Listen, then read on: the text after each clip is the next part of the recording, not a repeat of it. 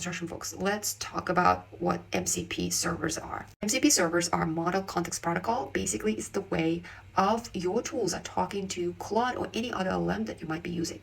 So in this case, what I'm showing right now is MCP server to talk to Microsoft Outlook Teams and Microsoft Outlook emails. If you're on regular Claude subscription, which is pro subscription, not team subscriptions, you do not have native connector to your Microsoft Outlook or Microsoft Teams. That is only available within your Teams Claude plan.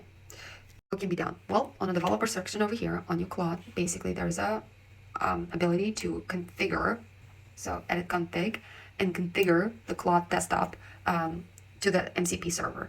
The only thing that I would say now is to be cautious of. Whenever you look at these configurations, do you see this? It's software here or at Flores Chrono.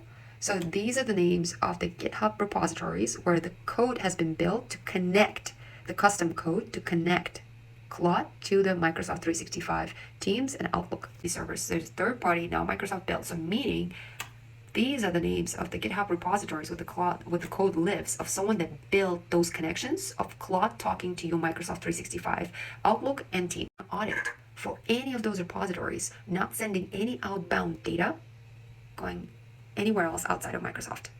Before you add any MCP servers from any third parties, you want to audit them. You want to make sure that no data is being sent to anywhere else outside of that tool and Claude that you're trying to basically utilize for. What I always like to do is use actual APIs of that tool provider because it's the safest way, it's the cleanest way. Yes, it takes a little bit of a setup on the front end, but it's much more reliable way. So you know exactly where your data is going and how is it being processed.